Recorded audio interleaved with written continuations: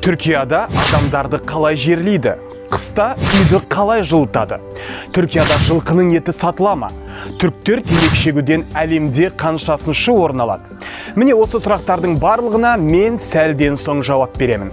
Алдымен менің каналыма жазылып, лайк, дизлайк басуды ұмытпаңыз. Кеттік ендеше.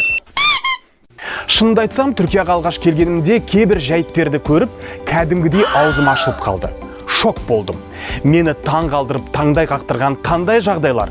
Әрқайсысына жеке-жеке тоқталайық. Бірінші факт. Бұл жақтағы зираттар, яғни мола, мазарлар, біздікімен салыстырғанда мүлдем өзгеше. Қарапайым адамға тұрғызылған біздікідей мавзолей сияқты үлкен кесенелерді кездестіре алмайсыз. Барлығы бір стандартқа бағынған. Таспен қоршалған, ешқандай сурет жоқ. Тек аты жөні, туған жылы мен өмірден қайтқан жылы ғана жазылған. Одан кейін мені тағы бір шок қылған факт, өзі тұрған үйдің ауласына да марқұмдарды жерлей береді. Мен сондай моланы 3-4 жерден кездестірдім. Үйдің ауласында тұрған зират. Мына қаланың іші, мына үйдің ауласы болған бұрын, үйдің ауласынан осындай зираттарды кездестіруге болады. Және тағы бір факт, қаланың қақ ортасынан бейіттерді жиі кездестіресіз. Мүмкін бұл тірілердің есіне өмірдің мәңгілік емес екенін тағы бір салып қойғысы келетін шығар. Екінші факт. Егер Түркиядан бір жиһаз сатып алсаңыз, мүмкін ол ауыр шкаф болар, тоңазытқыш болар, подъезд арқылы лифтімен кіргізіп аламын деп әуре болмаңыз.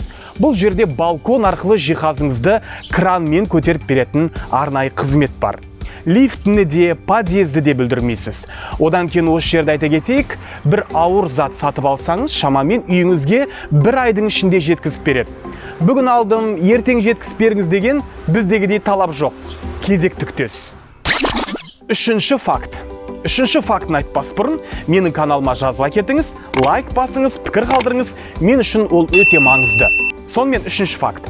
Бұл жақта дәлірек айтқанда Аланияда қар жаумайды, мүлдем жаумайды. Себебі қала елдің оңтүстігінде орналасқан. Қыста ауаның температурасы шамамен 18-19 градус жылы болып тұрады.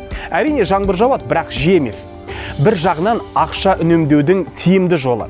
Неге дейсіз ғой? Қысқы қалың киім алмайсыз. Қыста жай ғана жеңіл күртешемен жүре беруге болады. Төртінші факт. Мұнда қыс болмағандықтан пәтердің ішінде ешқандай да жылу құбыры жоқ. Қыста егер үйіңіз салқындап кететін болса, кондиционердің жылу беретін тетігін іске қосасыз. Әрине электр энергиясын шамалы артығымен төлеуге тура келеді. Бірақ плюс 18-19 градуста үйдің іші аса қатты суый қоймайды. Бесінші факт. Қазақпыз ғой, аптасына бір рет ет асып, жылқы етінің сорпасын ішіп тұрмасақ болмайды. Бірақ мұнда Түркияда жылқы еті сатылмайды. Бұл мүлдем сатылмайды деген сөз емес, арнайы тапсырыс бере аласыз. Бірақ менің бір естігенім, кейбір адамдар тауда жүрген жабайы жылқыларды ұстап алып, соның етін сататын көрінеді. Жабайы жылқының еті сәл қаттылау болады дейді. Енді бұл нақты факт емес, естігенді айтып жатқаным. Алтыншы факт. Түркия темекі шегу жағынан әлемде алдыңғы орындарды алады. Халықтың денсаулығын жақсарту мақсатында мемлекет темекінің бағасын қымбаттатып қойған. Бірақ соған қарамастан темекі шегушілердің саны азайған жоқ. Жетінші факт. Түркияда мысық өте көп. Кез келген жерден аяғыңызға оратылған томпиған мысықты кездестіруге болады. Себебі түріктер мысықты өте қатты жақсы көреді. Офистің жанында, үйдің алдында, көшеде жүрген қаңғыбас мысықтарға су құйып, тамағын салып кетеді. Міне, мені таңғалдырған 7 дерек осындай. Сізге қай факт ұнады? Астына пікір қалдырыңыз, лайк басыңыз, егер ұнамаса, дизлайк бассаңыздар ренжімеймін. Данияр Есен каналына жазылыңыз, келесі кездескенше аман сау болыңыздар.